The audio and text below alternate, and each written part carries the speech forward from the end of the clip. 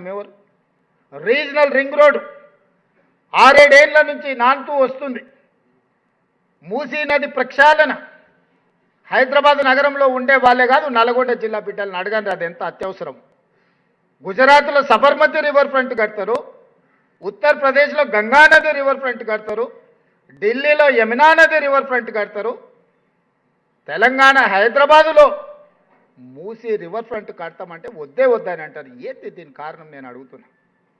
ప్రపంచంలో ముఖ్యంగా భారతదేశంలో ఆడబిడ్డల పేర్లు గంగా నది పేరు, యమునా నది పేరు, సరస్వతి పేరు, కృష్ణ పేరు, కావేరి పేరు మీద పిల్లల పేర్లు పెట్టుకుంటారు, ఆడబిడ్డల పేరు.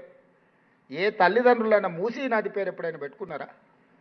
ఎందుకు పెట్టుకోవట్లేదు? ఆ నదులు ఎంత గొప్పవో ఈ నది కూడా అంతే గొప్పది కదా. గంగా, కావేరి, కృష్ణ, సరస్వతి పేర్లు గొప్పగా పెట్టుకుని ఆ నదుల పేర్లు మన బిడ్డల పేర్లు పెట్టుకుంటున్నాం కదా. మన ఆడబిడ్డలకు ఆ పేర్లు పెట్టుకున్నప్పుడు మనలో ఎవ్వరం కూడా మూసీ పేరు, మూసీ నది పేరు ఎందుకు పెట్టుకోలేదు? మూసీ కాలుష్య వెదజల్లుతుంది, మూసీ అంటేనే మురికి అన్న భావన కల్పించడం వల్లనే కదా. అందుకే కదా మూసీ నది పేరు పెట్టుకోలేదు. అందుకే ఈనాడు కాలుష్యం అయిపోయిన మురికిని వెదజల్లి నల్గొండ జిల్లా బిడ్డల ప్రాణాలు తీస్తున్న మూసీని ప్రక్షాళన చేసి కట్టాలని నేనంటే నా కాళ్ళలో కట్టె పెట్టాలని కొంతమంది తిరుగుతూ ఉన్నాం. ఔటర్ రింగ్ రోడ్ ఆర్థిక వ్యవస్థను మార్చింది. రీజనల్ రింగ్ రోడ్ వేసుకుంటే తప్ప మెట్రో విస్తరించుకుంటే మీకే కాదు ఉపయోగపడేది. మెట్రోలో నేను బట్టిగారో లేకపోతే ఫామ్ హౌస్లు ఉండే పెద్ద ఆయనో ఎక్కడు కదా. ఫామ్ హౌస్లో ఉన్నాయనే మెట్రో ఎక్కడు కదా. ఆయన పిల్లలు విమానాలు ఎక్కి లండన్లు పోతారు, ప్రత్యేక విమానాల సొంత విమానాలు బేగంపేట నుంచి విదేశాలకు పోతారు, కానీ మెట్రో ఎక్కరు కదా. మెట్రో ఎవరు ఎక్కుతారు? మన మధ్యతరగతి వాళ్ళం ఎక్కుతాం, మన ప్రభుత్వ ఉద్యోగులు ఎక్కుతారు. నగరం విస్తరించింది, మెట్రోను కూడా విస్తరించుకోవాలి. దేశంలో మొదటి స్థానానికి మెట్రో తీసుకురావాలని నేను ప్రయత్నం చేస్తే వద్దే వద్దు. ఈ వద్దనేది ఏందిరా నాయన?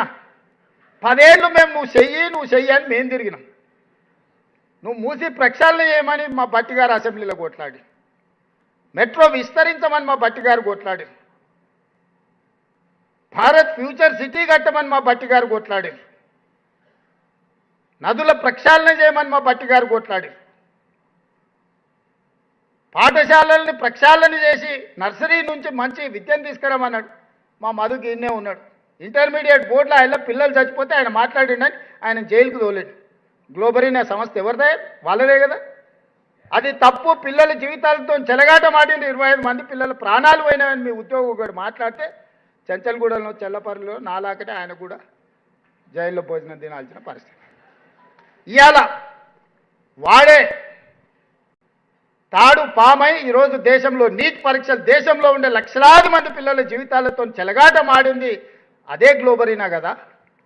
ఆ రోజే వాడిని 2 దెబ్బలేసి చెంచల్గూడలో చిప్పకూడు పెట్టించినట్టు ఇవాళ దేశంలో పిల్లల జీవితాలతో చెలగాట మాడుతుండేనా? ఎన్నడన్నా వాడిని శిక్షించాలని వాళ్ళు ఆలోచన చేసిండ్రా? ఎన్నడన్నా ఈ అభివృద్ధి కార్యక్రమాలను ముందుకు తీసుకెళ్లాలని ఎప్పుడైనా మేము అడిగినప్పుడు ఎప్పుడైనా మాట్లాడినరా? ఆ ఎల్లంతా మేము రోడ్లు ఎక్కినాం ఇవన్నీ చెయ్యమని.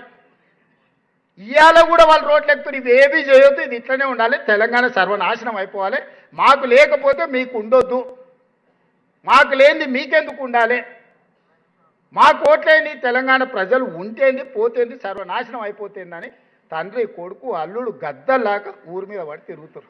పొద్దున ఒకడు, మధ్యాహ్నం ఒకడు, సాయంత్రం ఒకడు, రూపాలు ఒకడు, బైరూపులోడు ఇంకొకడు, శుక్రాచార్యుడు ఒకరైతే మారీచుడు ఇంకొకడు, సుబావుడు ఇంకొకడు, ఇట్లా తయారై పెద్ద రాక్షసుడు పిల్ల రాక్షసులు అందరూ ఊరి మీద పడి లేస్తే బకాసురుడు పంట ఏంది ఉంది కదా తినడానికి, కుంభకర్ణుడు ఫామ్ హౌస్లు ఉంటే కుంభకర్ణుడు, బయటకు వస్తే బకాసురుడు కథలాగా ఉంది. ఎట్లా ఉద్యమంలో మా ఉమాక మొత్తం పోగొట్టుకోలే, ఎంత పెట్టింది? సర్వం పెట్టింది. ఆస్తి అంతా ఉన్నదంతా బిడ్డకి ఇవ్వకుంటే తెలంగాణ ఉద్యమంలో పెట్టింది. ఏమి లేదు, మా ఉమాక గాడొచ్చి కూర్చున్నది. మీ ఉద్యోగే కదా. రిటైర్మెంట్ బెనిఫిట్స్ కూడా తీసుకొచ్చి తెలంగాణ ఉద్యమంలో పెట్టింది. కొంతమన్నా కృతజ్ఞత ఉందా వాళ్ళకు? ఇవాళ శ్రీకాంతాచారి తల్లిని నేను మహిళా కమిషన్ మెంబర్ వేసిన, చాకల ఐలమ్మ మనవరాలు చాకల మహిళా కమిషన్ మెంబర్ వేసిన, అక్నూరు మురళిని విద్యా కమిషన్ చైర్మన్ చేసిన. ఇట్లా చెప్పుకుంటూ వెళ్తే తెలంగాణ కోసం సర్వం కోల్పోయిన వాళ్ళని నేనేస్తే వాళ్ళు ఎవరికి ఎమ్మెల్సీలు ఇచ్చారు, ఎవరికి రాజ్యసభలు ఇచ్చారు, ఎట్లాంటి వాళ్ళకి ఇచ్చారో మీరు ఒకసారి ఆలోచన చేయరు. ఇవేవి చేయొద్దు అంటారు. మరి ఏం చేయాలా? నేను మీకు భజన చేయాలా? మీ ఫామ్ హౌస్ కాడ కాపలా కూర్చోవాలి? ఏం చేయాలి? ఏం చేయాలి చెప్పు. అందుకే ఇట్లా చేయొద్దంటే చింతబర్గ్ ఇరుగుతుందని చెప్తున్నాను నేను. గంటేగా చీల్చి చింతకు కడతా, చింతమడక కోవాల్సి వస్తుంది, మీరు అందరు కట్టగట్టుకోండి అని చెప్పదలుచుకున్నా. అందుకే మిత్రులారా, ఈ తెలంగాణ రాష్ట్రాన్ని భవిష్యత్ ప్రణాళికల కోసం 30 నెలలు నిరంతరం మీరు నమ్మినా నమ్మకపోయినా 16 నుంచి 18 గంటలు ఏ రోజు అంతకంటే ముందు నేను పడుకోలే, ఒకరోజు సెలవు కూడా తీసుకోవాలి. మీరు మొత్తం తీయండి.